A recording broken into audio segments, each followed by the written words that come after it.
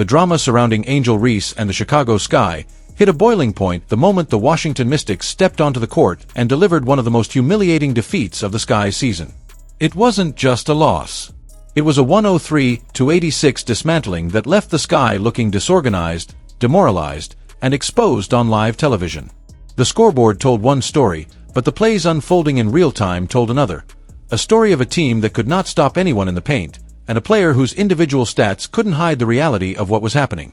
Angel Reese walked away with yet another double-double, 22 points and 13 rebounds, but every rebound, every free throw, and every basket she made came wrapped in the bitter truth that her team was collapsing around her. From the very beginning, the Mystics smelled blood. Their offense sliced through Chicago's interior defense with almost no resistance, scoring 52 points in the paint as if they were scrimmaging against an unprepared practice squad. Rookie sensation Sonia Citron was the first to heat up, cooking with hot grease, as one announcer put it. Every shot she made was a dagger, every drive a statement, and by the end of the night she had a career-high 28 points. Beside her, fellow rookie Kiki Iriafen followed suit with 22 points and 10 rebounds, forming a historic duo. It was the first time in Washington Mystics history that two rookies both scored over 20 points in the same game. They didn't just outplay the Sky, they humiliated them. These were first-year players making the veterans look like traffic cones on defense, and the cameras caught every painful second. Meanwhile, the supposed cornerstone of Chicago's rebuild, Angel Reese, was at the center of the storm. On paper, her 22-point, 13-rebound performance extended her double-double streak to 11 straight games, which sounds impressive until you watch how those numbers were accumulated. She shot a miserable 6 for 16 from the field, clanked easy layups off the underside of the backboard, and committed 5 fouls that limited her defensive impact. The box score might have looked respectable, but the game told a different story. When Reese was on the floor, the Sky were getting carved up, laughed at by opposing players, and ridiculed by the commentators calling the game. In a moment that summed up the night perfectly, Washington's Shakira Austin scored over Reese and delivered a subtle but devastating too-small gesture on her way back up the court. The cameras caught it, the announcers called it out, and the humiliation was broadcast to every viewer at home. That wasn't just a bucket, it was a statement that Angel Reese, for all her rebounds and effort, wasn't stopping anyone. The Mystics didn't need to say much more after that. Every possession became a showcase of Chicago's defensive failures, and the announcers, almost against their professional instincts, started laughing as the lowlights piled up. At one point, Reese botched an easy opportunity under the basket, throwing the ball off the bottom of the backboard and then immediately flailing for a foul call that never came. The replay rolled, the commentators chuckled, and social media lit up with clips that made the Sky the punchline of the night. It wasn't just a loss. It was a comedy show performed at Chicago's expense. The humiliation didn't end with the final buzzer. It carried over into the narrative of the season and exposed an uncomfortable truth that fans and analysts have been whispering for weeks. Angel Reese might be padding her stats, but she isn't making her team better. The Sky's record now sits at a dismal 7 wins and 19 losses, riding a 6-game losing streak that started even before Reese returned from her back injury. Double-doubles are nice, but they don't mean much when your team is giving up over 100 points and getting blown out by 17 on your home floor. This is the cruel reality of empty stats. They look good for highlight reels and social media posts, but they don't change the outcome of games, and they don't inspire teammates to play better. What made the aftermath even messier was what happened off the court.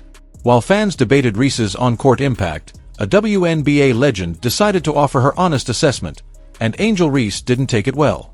3-time champion and 2-time MVP Candace Parker, now hosting the Post Moves podcast with Aaliyah Boston, released her player tier rankings. When it came time to evaluate Reese, Parker was blunt. She placed the Sky forward in the C tier, alongside fellow rookie Cameron Brink, and explained that while Reese is fantastic in her role as an offensive rebounder, she is not yet a player who can carry a team or serve as a primary scoring option. In Parker's own words, "I in no way, shape, or form am a hater, but what player are you taking Angel Reese over those I just listed?" It was a veteran's clear-eyed evaluation. Talent and effort were there, but impact and winning ability were not. For most players, that kind of critique would serve as motivation to elevate their game. For Angel Reese, it became fuel for a social media storm. Instead of quietly proving Parker wrong on the court, she fired off a cryptic tweet that read, "Clout is one hell of a drug," a thinly veiled shot at Parker for daring to speak the truth. The irony wasn't lost on fans and media alike. Reese, who has built her persona on viral moments, Twitter feuds, and constant attachment to Caitlin Clark drama, was accusing a Hall of Famer of chasing clout. She even reposted a message implying that veterans like Parker were bitter because a beautiful, rich, famous rookie was stealing their spotlight and brand deals. What could have been a quiet teaching moment became another chapter in the saga of Angel Reese versus reality. The problem for Reese is that Candace Parker's assessment wasn't just harsh, it was accurate. Winning players in the WNBA do more than grab rebounds and hit free throws. They elevate their teams, anchor defenses, and close games in ways that turn individual stats into team success. Caitlin Clark has done that for the Indiana Fever, transforming a franchise that was once a punchline into a competitive team with a clear identity. Aaliyah Boston has done it too, providing interior defense, consistent scoring, and leadership without needing to trend on Twitter. These are the players building championship foundations, and they do it without turning every critique into a public feud. Meanwhile, the Chicago Sky are spiraling. Management mortgaged future draft picks to bring in veteran pieces like Ariel Atkins and Courtney Vandersloot, only to watch the roster flounder in mediocrity. The defense is a disaster, the chemistry is non-existent, and the team identity seems built entirely on hoping Angel Reese can grab enough rebounds to keep them competitive.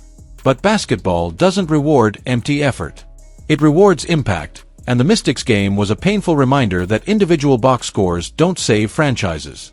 By the end of that week, the narrative was set in stone. Angel Reese had her double-double. The Sky had their blowout loss. Two rookies on the other team made history. A Hall of Famer called her a C-tier player. And her response was to start another one-sided beef online.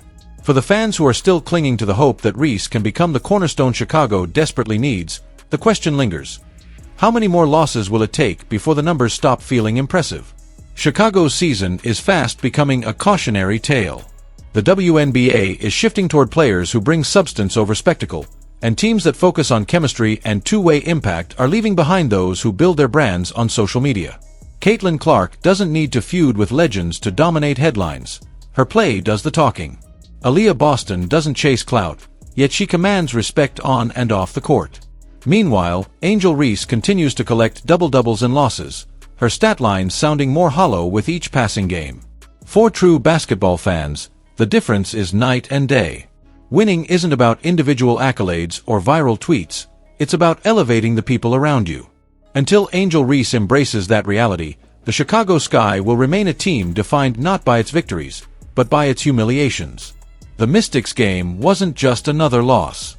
It was a mirror held up to the franchise, reflecting every flaw they've tried to ignore, every false hope they've leaned on, and every hard truth they've refused to confront. Now the question is, how long will the Sky keep pretending that double-doubles equal dominance? And how long will Reese keep fighting battles on Twitter instead of in the paint? Fans, I want to hear from you. Is Angel Reese helping or hurting the Chicago Sky? Are double-doubles without wins worth anything at all?